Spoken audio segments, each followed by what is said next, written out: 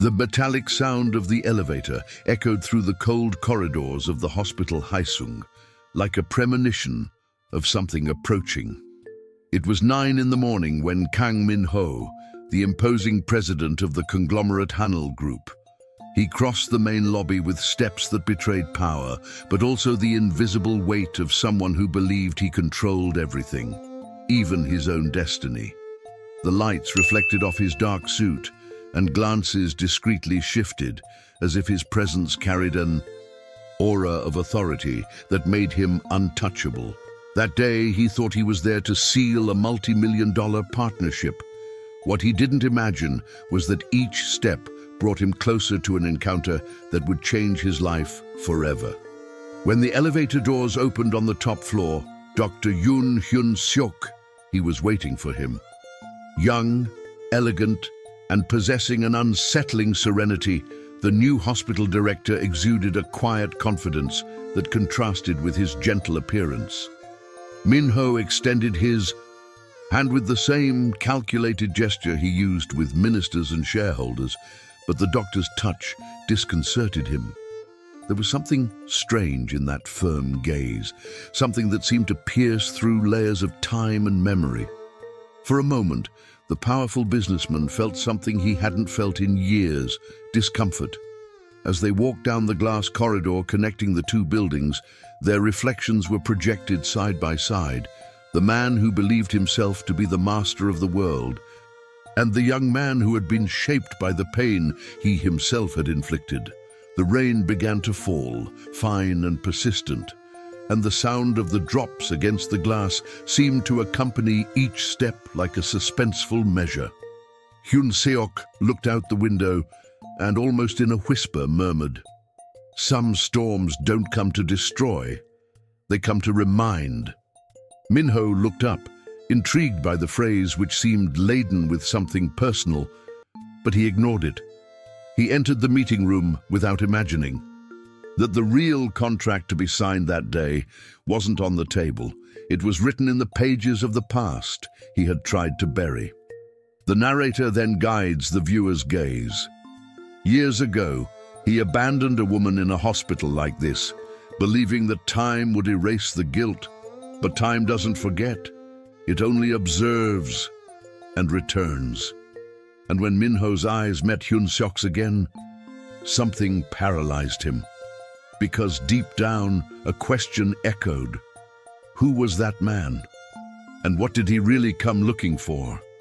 If this beginning left your heart racing, subscribe now and leave a like so you don't miss the next chapters. Because what comes after this encounter will change everything. Before the impeccable suit, the reverent glances, and the headlines of success, Kang Min-ho had been just a young man hungry for power and afraid of mediocrity. He grew up in a small neighborhood in Seoul, where he learned that the world did not forgive the weak. His ambition was born in the cold winters when food was scarce. When he saw his father arrive drunk and his mother trying to hide her tears, he vowed that he would never depend on anyone. He vowed that love would never be more important than control. It was during this time that he met Yoon Ji-won. She was a nurse with a calm heart and a compassionate gaze. She had nothing he thought he desired. She lived simply, rode the subway, and laughed easily at small things.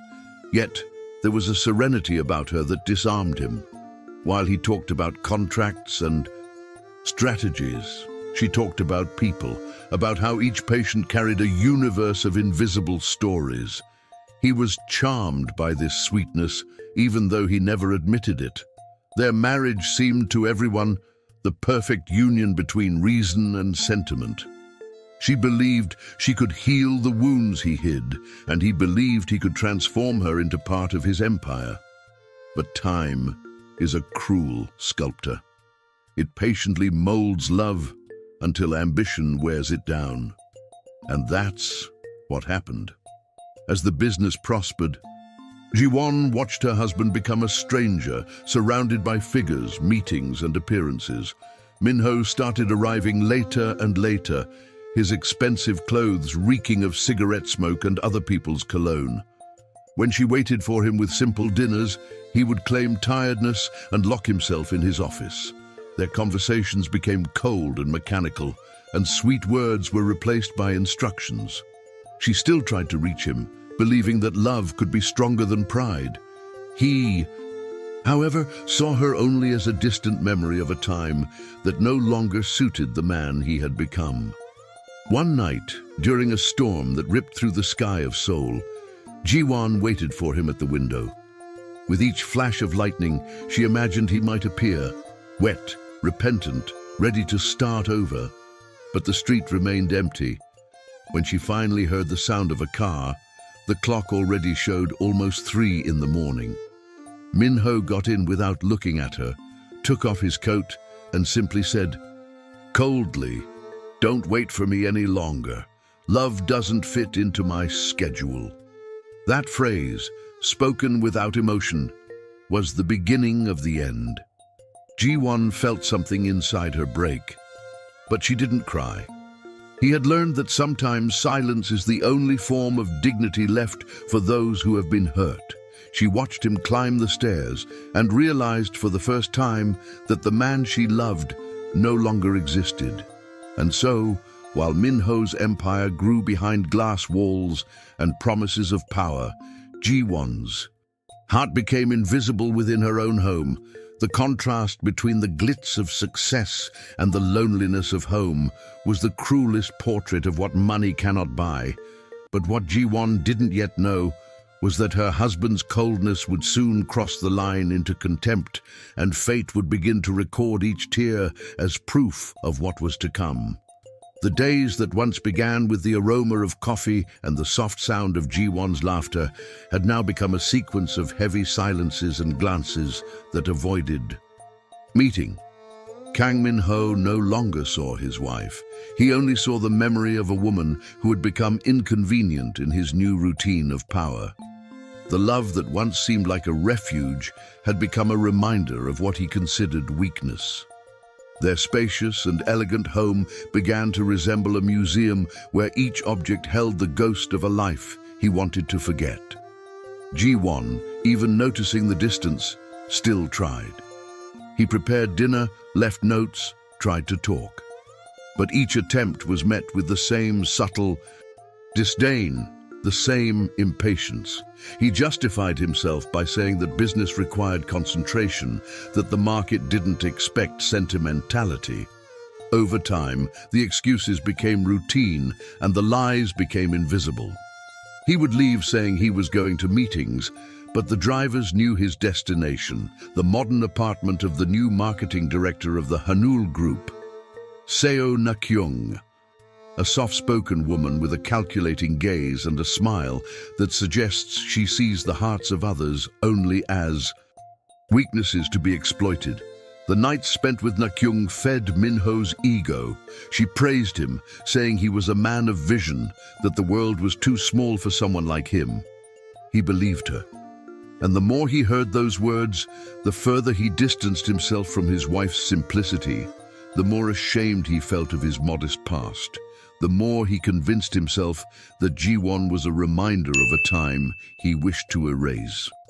One morning during breakfast, Ji-won dared to ask if there was still something between them. He looked up from his phone and replied without changing his tone, "You talk as if love pays the bills." The answer cut through the air like a blade. She fell silent, but her gaze betrayed the pain. Min-ho, however, had already risen from the table. He couldn't bear the discomfort of his own conscience. The staff began to notice the change in atmosphere. Doors were slammed shut, the sounds of arguments muffled in the hallways.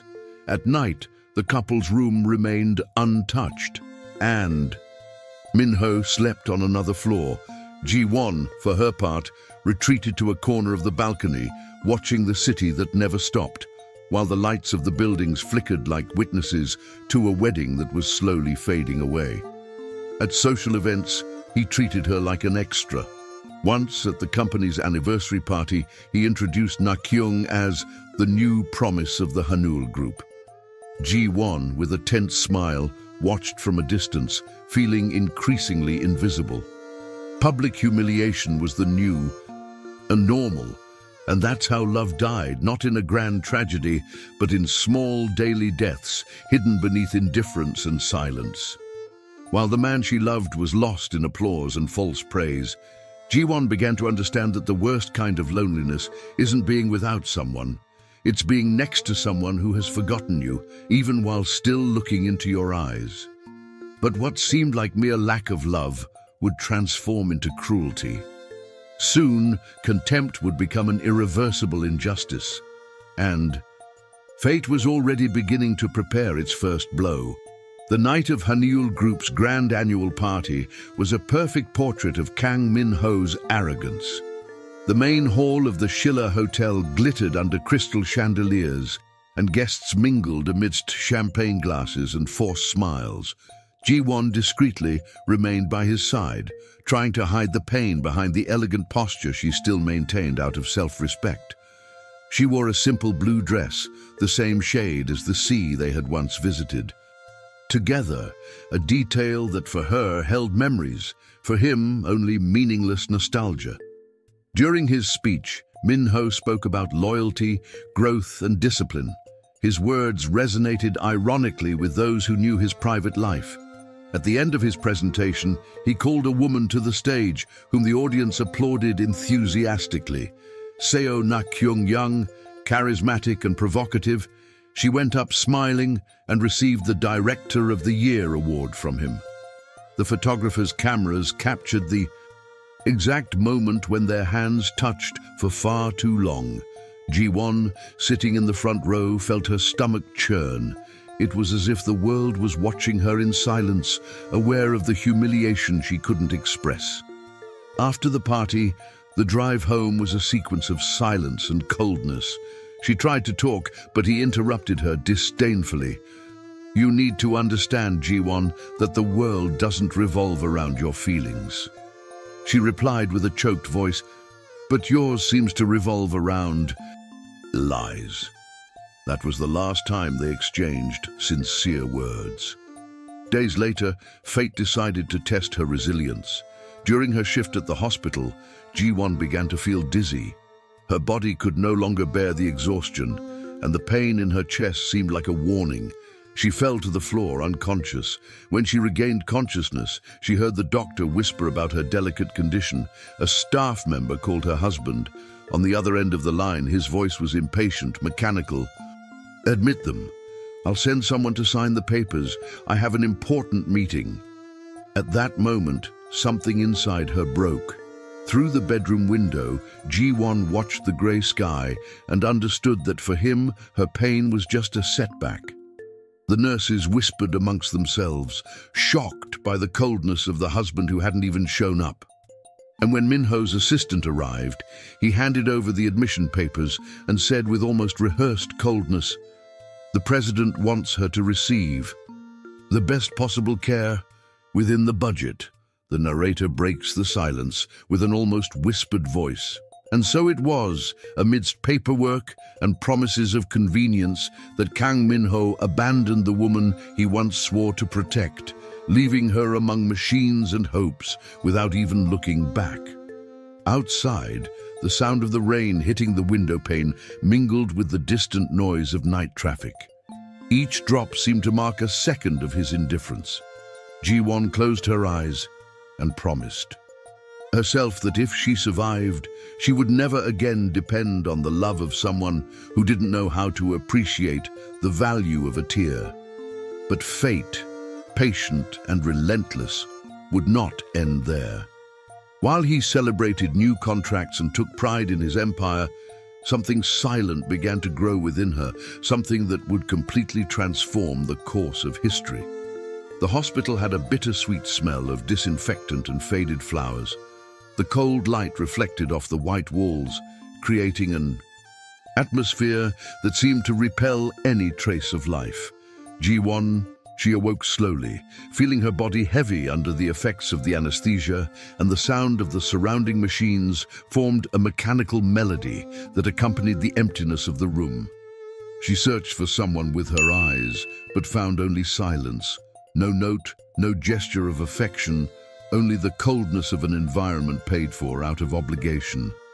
The doctor entered with measured steps and the cautious gaze of someone carrying life-changing news. In a soft voice, he announced that she was pregnant. The baby was fragile, and rest would be essential. Ji-won stood motionless for a moment, unsure whether to smile or cry. She touched her belly with trembling hands, feeling that for the first time in a long time, there was something inside her that pulsed, not with pain, but with hope. The following days were marked by silence and absence. The nurses whispered in the corridors about the neglect she had suffered, and now and then, one of them would discreetly leave a flower on the bedside table. At night, Ji-won wrote letters to her son, pouring out everything she didn't dare say aloud. "My little one, perhaps the world won't welcome you with a celebration, but I promise you will be loved with all the strength I have left."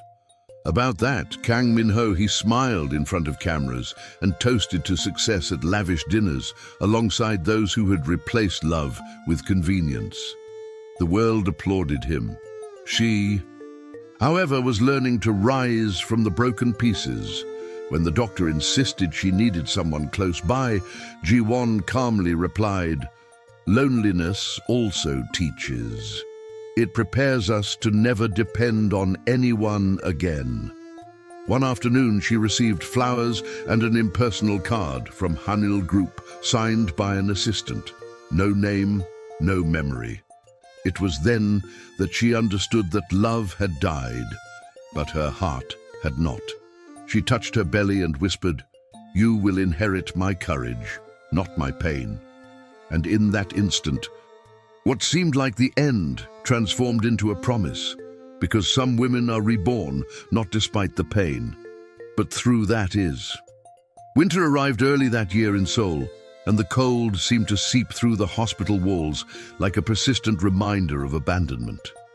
Ji-won, already weakened, watched from the window as snowflakes fell slowly onto the grey rooftops. Each one seemed like a frozen memory of a time she could no longer reach. Her body still fought, but her heart was weary.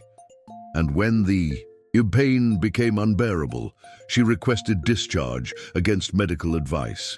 She wanted to leave that place that smelled of broken promises. With no close family and her husband not even answering the hospital's calls, Ji-won packed her own loneliness into a small suitcase. She left silently, leaving behind only the record of her admission, the same record that would, due to an administrative error, be filed with a fatal annotation. Patient died after complications. On the other side of town, Kang Min-ho's world was flourishing. The new Hanul Group building was being inaugurated with television coverage and speeches about ethics and human commitment. He smiled for the cameras, proud to be a man admired by so many and known by none. In his luxurious home, Ji-won's room had been transformed into an office. Her photos had disappeared from the shelves, and when someone asked about her, he would simply say, "She got sick. She left. I let her go her own way." Meanwhile, Ji-won headed to Busan, where a small community hospital took her in. There, an elderly nurse named Madame Osha cared for her like a daughter. It was Madame O who helped her give birth to a healthy boy with dark eyes and an attentive gaze, whom she named Yoon Hyun-seok. When she heard him cry for the first time, Ji-won felt that some of the pain was finally turning into meaning. The years that followed were a silent struggle. She worked as a medical assistant, hiding her past, while her son grew up. Surrounded by books and stories about courage and kindness, she never spoke his father's name. She only said, "He was someone who taught me what love shouldn't be." Time, ever patient, erased the most visible marks, but not what was engraved on her soul. Ji-won became a calm yet resolute woman, capable of seeing life with a serenity that only those who have lost everything are able to possess.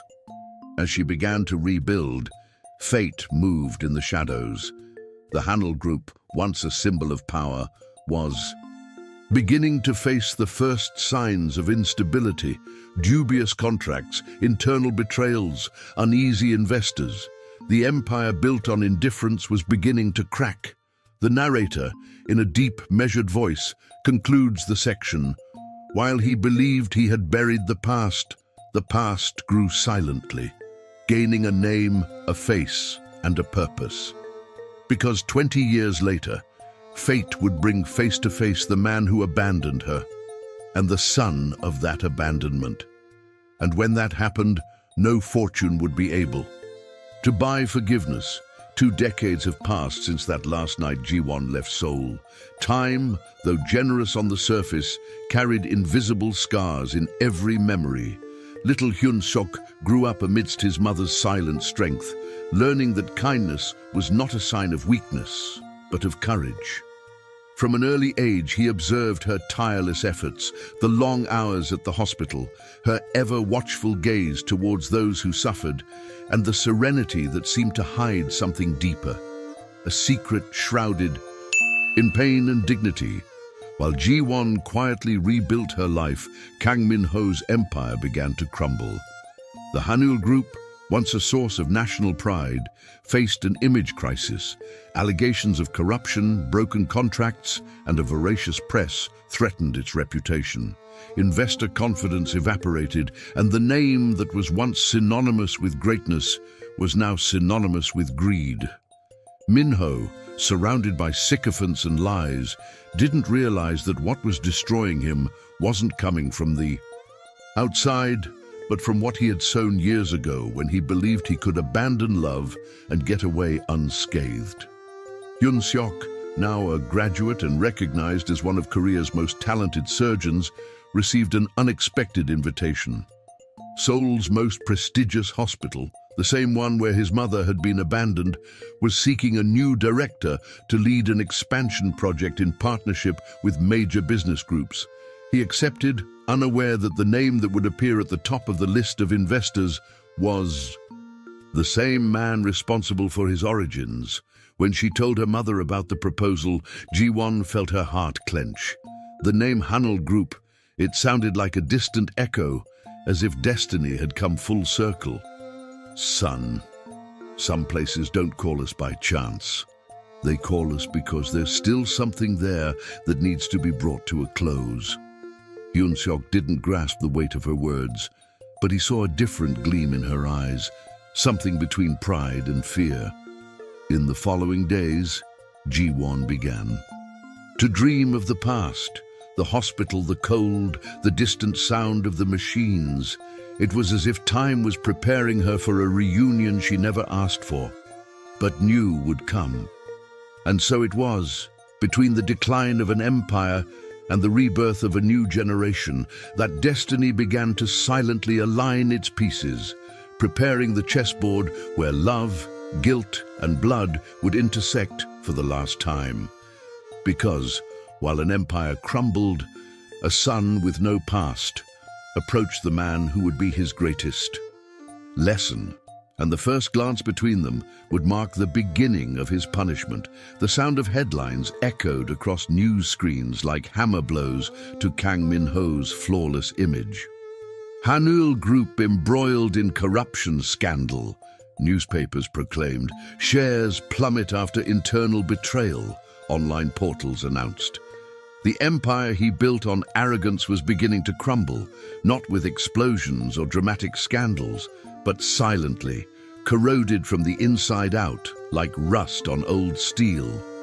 The woman he once placed on a pedestal, Seo Na-kyung, he had fled with confidential documents and his closest partner.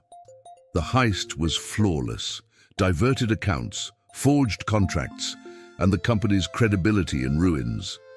Min-ho, for the first time in years, found himself alone in an empty room, surrounded only by the echoes of his own vanity. The solitude he had imposed on his wife now consumed him with surgical precision. In the luxurious corridors of the Hanul Group headquarters, the sound of voices fell silent when he passed. The once flattering glances now looked away. What was once respect had transformed into disguised fear. At night, sitting before a glass of whiskey and the reports he could no longer read, his reflection in the glass stared back at him like a stranger. The man who believed he controlled everything now controlled not even his own reputation. It was in this scenario of ruin that the salvation proposal emerged. An international medical group offered a merger with the hospital Haesung, promising to restore the company's credibility and recover profits. It was their last chance.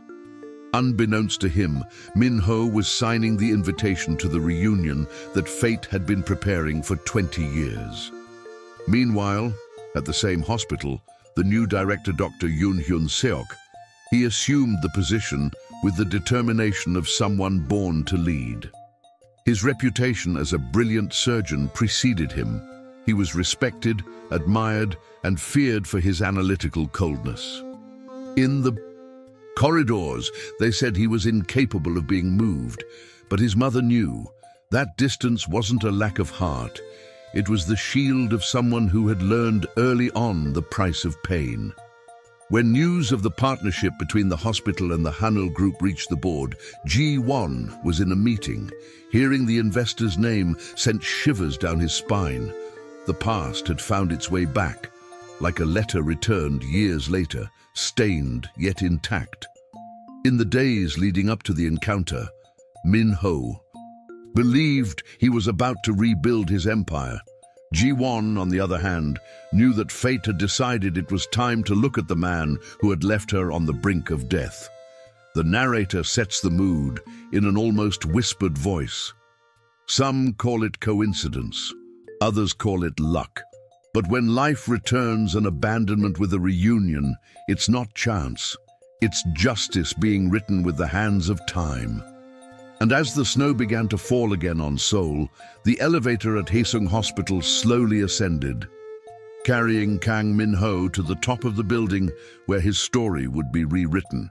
The metallic ding sound heralded the beginning of what he had always feared, being recognized by those who had never forgotten him.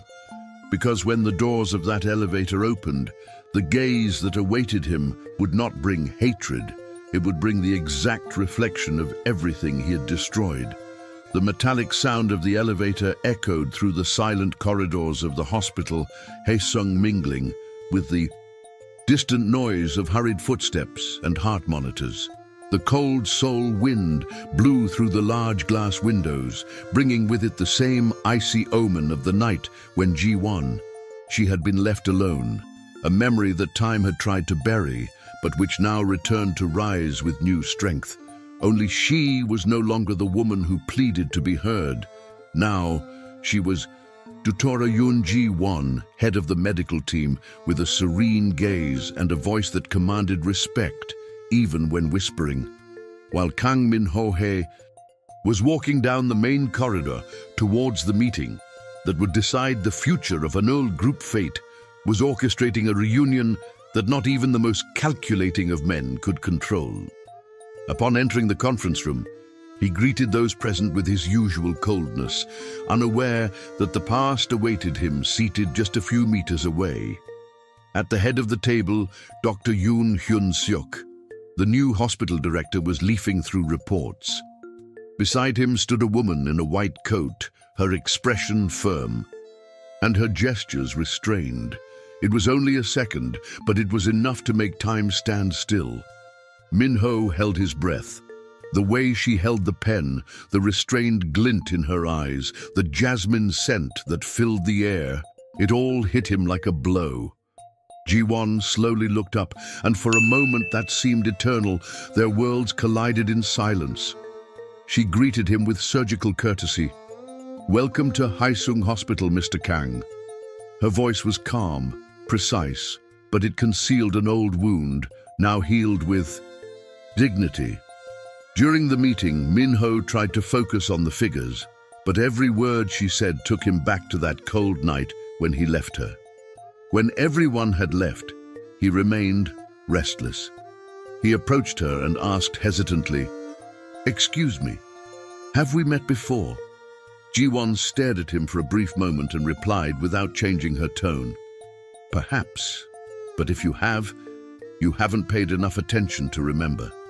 And she left, leaving behind the scent of jasmine, the same scent that once marked the end of everything. But what Min-ho didn't yet know was that this reunion wasn't a coincidence. It was the beginning of the reckoning that fate had waited 20 years to carry out. The morning of the press conference began with a dense, colorless sky, as if even the weather sensed what was about to happen. The main auditorium of Hospital Haesungit was packed. Reporters, cameras, and investors awaited the official announcement of the merger between the hospital and the Haneul Group. For many, this event would be the rebirth of Kang Min-ho, the triumphant return of the man who had dominated the market for decades. He arrived punctually, impeccably dressed in his dark suit, displaying a restrained smile, as if trying to convince himself that he still has control over his destiny. In the front row, seated discreetly, was Ji-won. She was dressed in white, as always, but this time there was something almost ethereal about her presence. Her eyes didn't betray anger, only the silent certainty of someone who had waited too long. Beside her, Hyun-seok calmly leafed through a dossier he had prepared for the closing of the ceremony. The event began with predictable speeches. Words like reconstruction, hope, and future floated in the air like promises repeated too often to still have meaning. When it was Hyun-seok's turn to speak, absolute silence fell. He stood up, walked to the podium, and began his speech with his usual controlled tone. Today is not just a day of mergers between companies. It's a day when the past and the present meet to decide the kind of future we want to build. The audience watched him, intrigued. He opened the file and projected the old hospital records onto the screen.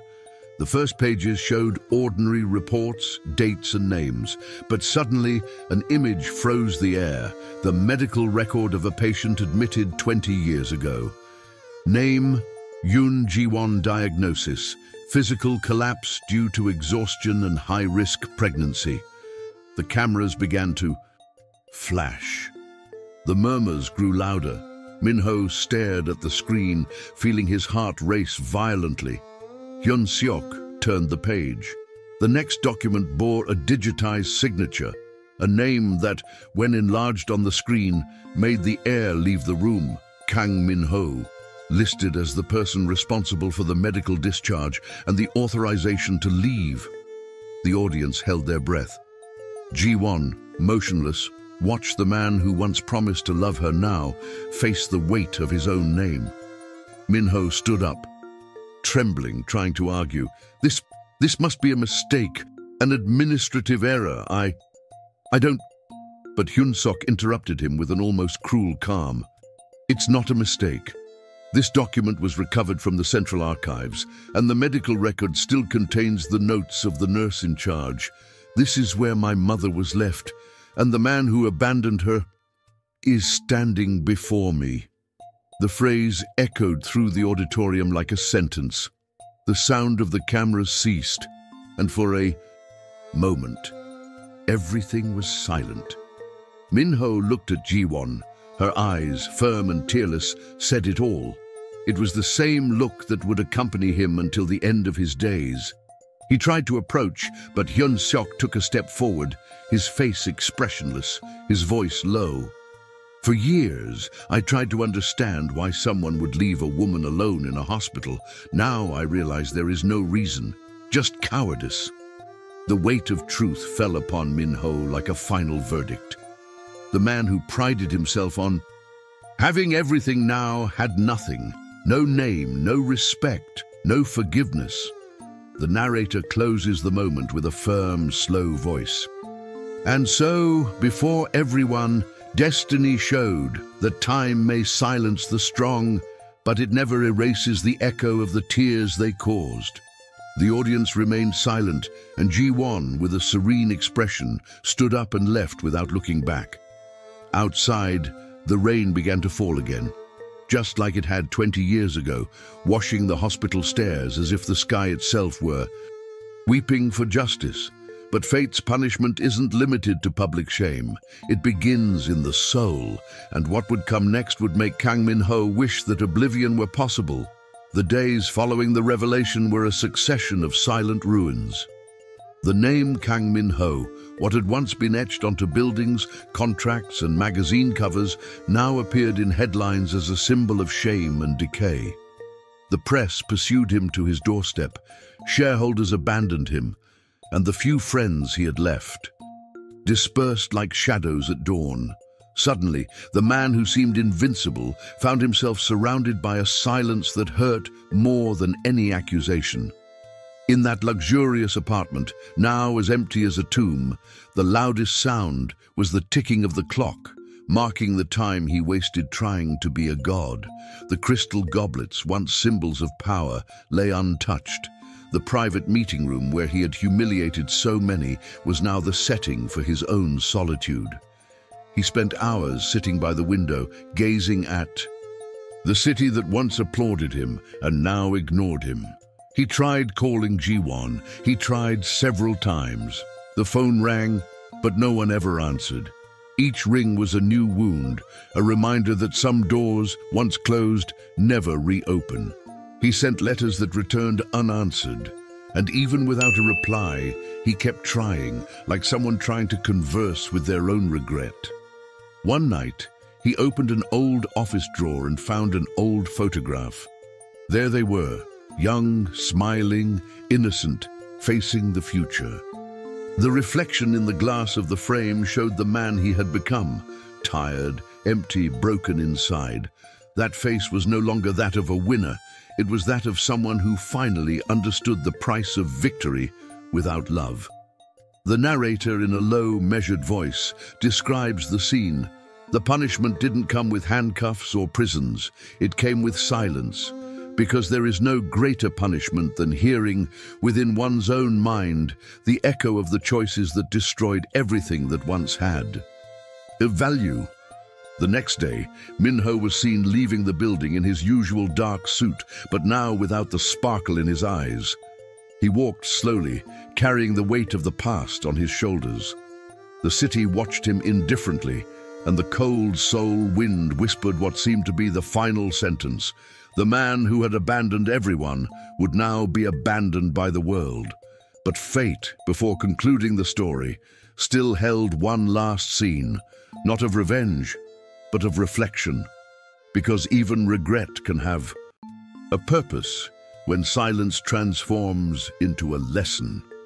Winter once again shrouded Seoul in its white cloak, and the hospital, the same stage where everything began and ended, remained silent, as if the city had paused to listen to the echo of destiny. Ji-won walked through the softly lit corridors, feeling the cold touch her face. Each step was a memory, but also a liberation. Passing by the 8th floor window, she saw outside the courtyard where years before she had cried alone. This time, however, there were no tears.